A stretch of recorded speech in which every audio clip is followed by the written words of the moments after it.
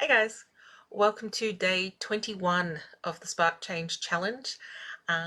If you're joining me live, I'm coming to you via StreamYard. So again, I'm probably not going to be able to keep up with comments, but if you leave comments, I will be able to answer them in the Facebook group when I check afterwards.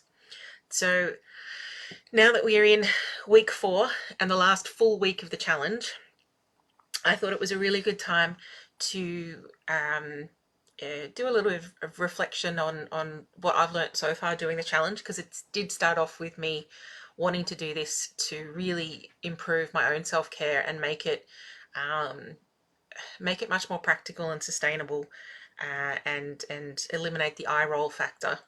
And what was really interesting was last week, so as part of the therapeutic tools of the trade group, I do a group supervision session once a month.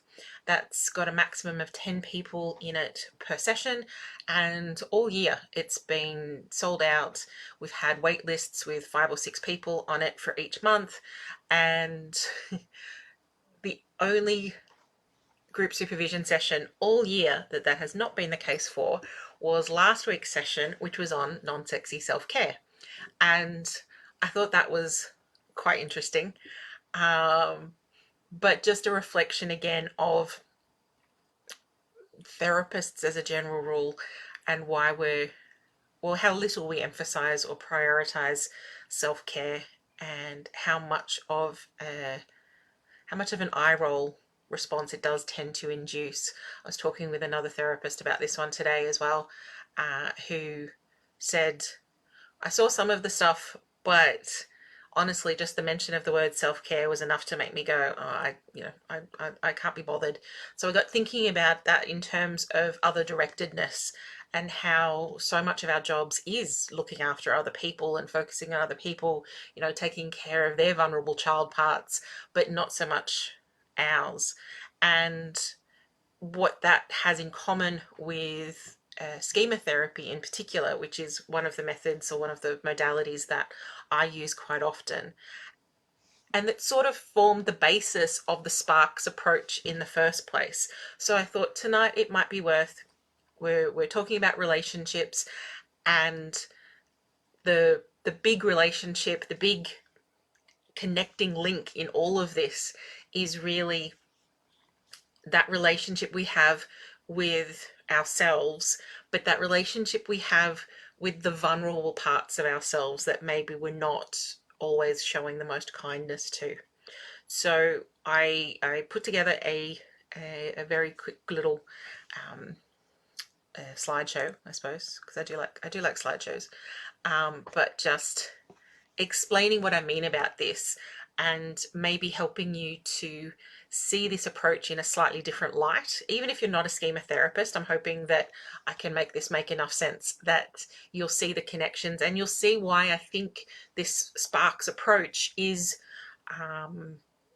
really is something quite different and useful, and potentially, well,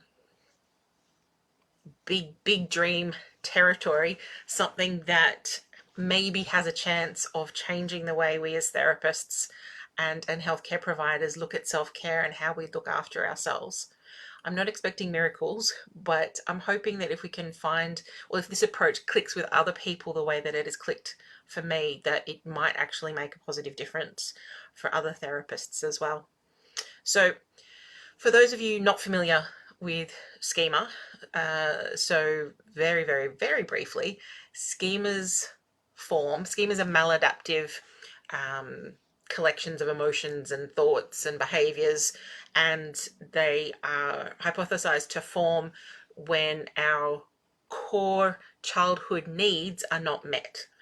And the basic childhood needs that they say all kids need to have a chance to grow up, as well adjusted as possible, whatever that might look like. But the core needs, and I think anyone who has spent any time around kids, even if you've spent time, if you don't have kids or you don't work with kids, thinking about it in terms of even pets, but any any creature that is vulnerable and that is looking to you to take care of them and to protect them. And they need to feel that sense of safety. They need to feel that you've got their back. They need to feel that there's a solid attachment. It doesn't have to be a perfect attachment, but it has to be a solid attachment that knows, that allows me to go off and explore and have some freedom, have some independence, but knowing that if something goes wrong, I've got fallback. I've got someone that I can go to who's going to have my back.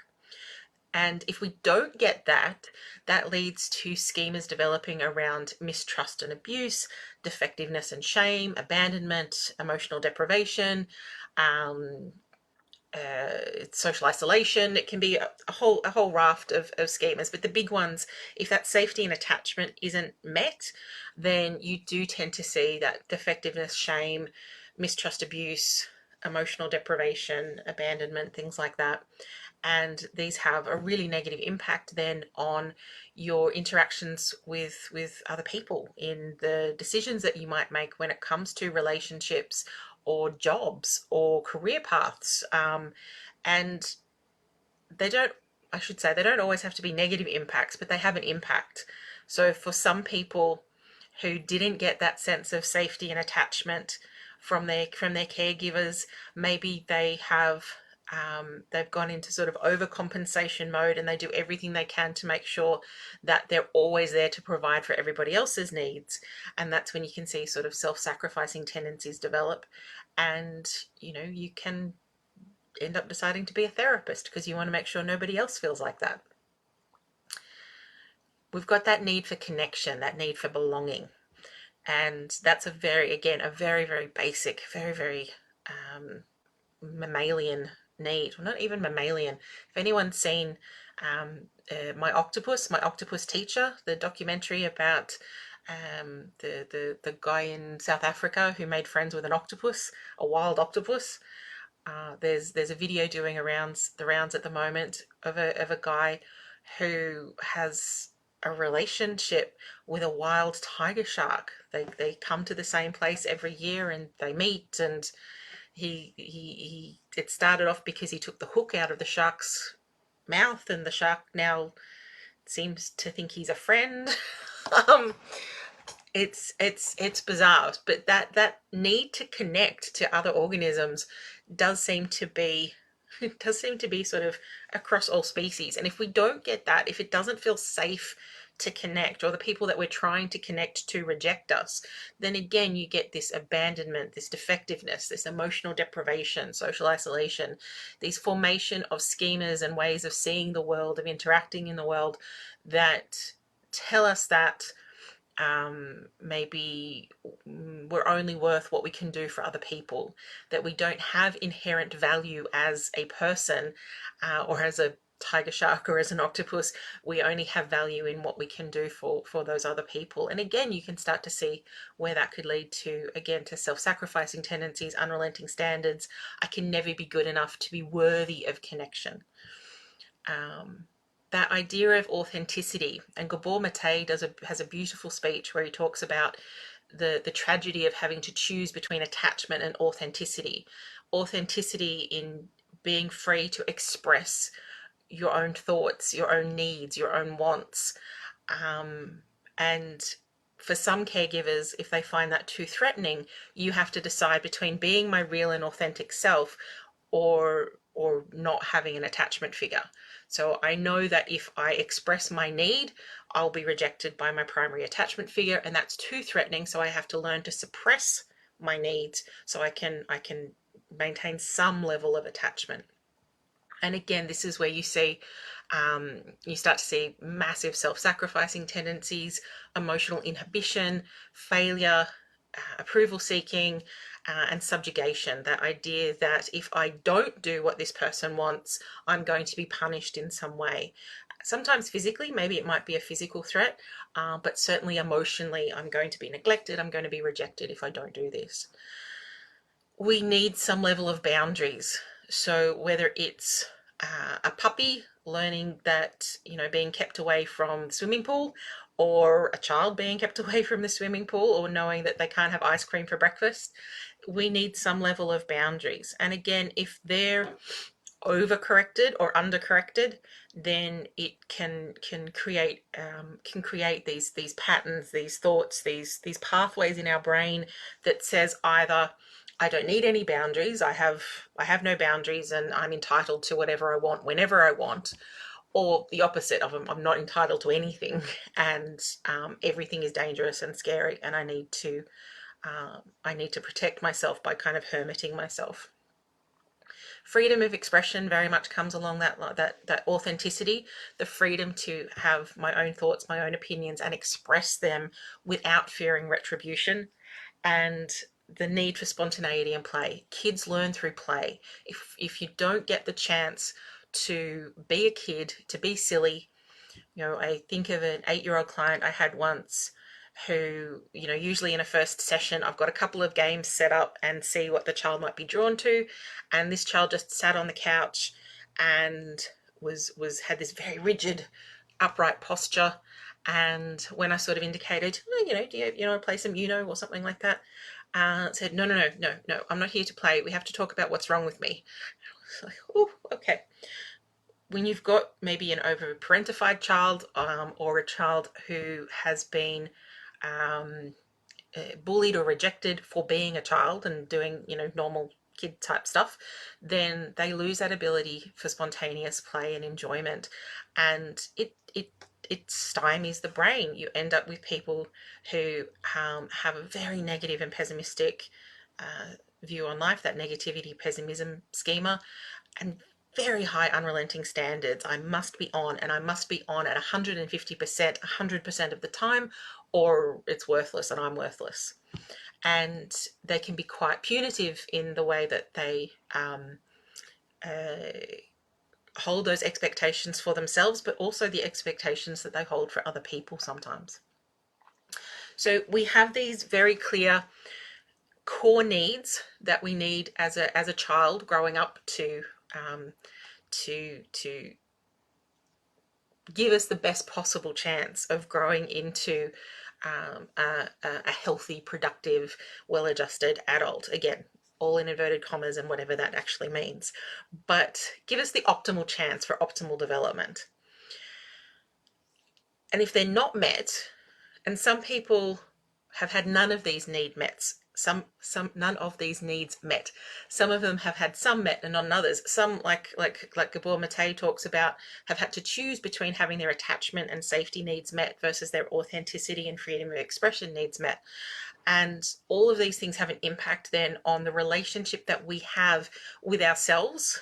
And whether you're a schema therapist and you're talking about it in terms of schemas, or internal family systems and you're talking about those parts, but however you want to talk about it, at the end of the day, you're left with this adult self that doesn't know how to treat its vulnerable parts, that doesn't know how to treat those childlike or pet-like, those parts that still need those core needs met, that never got them met, and is still craving that desperately. So the antidote to that, the way that we can address that, I think, is and schema therapy says that you strengthen the healthy adult by taking care of the vulnerable child. So that vulnerable child that didn't get its needs met is still in there somewhere, and you strengthen the healthy adult self by learning to take care of that vulnerable child and meeting those needs that weren't met in actual childhood. And that can look like nurturing and validating and protecting the vulnerable parts instead of pushing them away, or minimizing them, or full on criticizing and sort of, abusing them. And starting to identify the critical voice, the critical parts, the critic, and distance yourself from it. Yeah, I get this, I recognize this. This is an old voice, this is an old song, this is an old record that's playing, and I don't need to listen to this anymore. This is not useful information to me. So the way that I set up the Sparks Change Challenge was to try and address all of those things, to try and get myself and other people thinking in terms of how can we meet these needs of the inner child, or the vulnerable child, or however you want to refer to it. And a big part of that is healing that need and healing that desire for safety and for boundaries. If you weren't lucky enough to have that when you were a child, becoming the adult that you needed, that you should have had back then, becoming the adult who can treat that vulnerability, and protect that vulnerability in a way that you didn't get when you were a kid. Um, that's looking after your physical health care needs. That's prioritizing dentist appointments and all the other non-sexy stuff, that you would do for a child and that maybe didn't happen for you, that wasn't emphasized for you.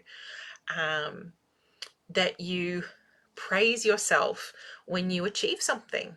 I remember, a young client, maybe about 2.5, 3 or something, and we were doing like a parent-child interaction exercise, and the mum went nuts, like screaming at the child because she'd started to color in a giraffe purple, and the child just liked purple, and it sparked a really good conversation with mum around, you know, expectations, but also the importance of, praising creativity rather than focusing on, well, giraffes aren't purple.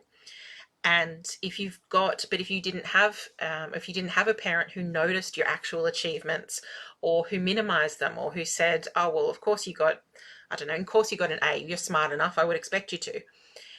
If you didn't have that role model of what it's like to be given a pat on the back when you do a good job, then being that adult who can praise, again, that vulnerable child part when you do something that's hard. If you've come from that sort of, so if we look at that, lack of safety, lack of connection, lack of authenticity, lack of boundaries, then the chances are pretty good that your relationships and connections with other people are going to be marred by these schemas. You're going to be distrustful of other people. You're going to be distrustful of people sometimes when they're nice to you, because, like, what do you want? Again, I remember a client, very early on in my animal assisted work, she's about 14, 15, massive attachment based traumas, and she was suspicious of the fact that the dog wanted to sit next to her. She's like, what does it want? It's like, she's a dog. She likes people. She likes to sit up next to people. Could not believe that there wasn't an ulterior motive, even in a little fluffy puppy. There had to be an ulterior motive if someone's treating me nicely. So becoming aware of that, becoming aware of what you say to yourself when it appears like someone likes you, what you say to yourself when you've had a rupture in a friendship or a relationship. Just being really aware of the self-talk that goes on in regards to relationships and connections, the types of people that you're attracted to, not just romantically, but friendship-wise as well. Thinking about what does that tell me about my expectations and how I feel about myself. It might be with what you're willing to put up with from certain relationships. It might be looking back and seeing how different relationships have ended, but finding patterns and linking it back to, what has this got to do with my relationship with myself? And if you saw the post in Tools of the Trade today, you would see one of my favorite quotes is from the amazing RuPaul. If you can't love yourself, how the hell are you going to love somebody else? And Ru is definitely onto something there. It makes perfect sense. If the relationship with yourself is no good, if the relationship with yourself is based on criticism and fear and, feeling not good enough, how the hell is your relationship with others going to be a better reflection of that? Kindness and nurturance, obviously. Actually, again, RuPaul talks a lot about the inner saboteur, and how insidious it can be. It's the critic, how insidious it can be, and how nasty it can be when we don't live up to those sometimes unrealistic expectations. And the spontaneity and entertainment, obviously, like literally giving yourself the chance to play and encouraging that play, seeing that as an achievement, to is going to speed up your learning, is going to help, strengthen those pathways, because that inner child is still in there somewhere, and it's still how we learn. It's what we do. If I'm teaching the dog a new trick, then we make it a game. When I was trying to figure out how to do webinars and videos and cut them together and all the rest of it, I made a whole bunch of silly videos first with like, no, I'm not even going to get into that. Some of them were really quite silly, but that was funny. um, you learn through play, and you learn better, and you do better with making those changes when you praise when it's going well, and when it's not going well, when you've made a mistake, going, oh, all right, well, yeah, not dwelling on the mistake, focusing on the next part, the next step onwards, because we learn by mistakes, we learn by doing, we learn by play, but we learn all of that stuff much better if we come at it from a place of kindness rather than yelling at ourselves. So those are my musings from today, um, and hopefully gives you a bit of a framework of where I'm coming from with this whole Sparks Challenge thing in the first place. And again, hopefully resonates a little bit with you in terms of why I'm approaching it this way, but also gives you some ideas of, well, I know that I really struggled with feeling a sense of connection and belonging, or I really struggled with boundaries, or I really struggled with spontaneity and play. And that's going to then help you go, okay, so which of these domains do I need to have kind of the most focus on, spend the most time working on? So that's it from me for this evening. Thank you for joining my little schema therapy, non-sexy self-care lecture, and would love to hear your comments and any feedback that you have on this one. Does it make sense? Have I lost my marbles on this one? Does I see the integration here? Does I hope this is making sense for everybody else. And I will look forward to seeing you tomorrow night when we are up to kindness and nurturance. All right, take care, everybody. Bye.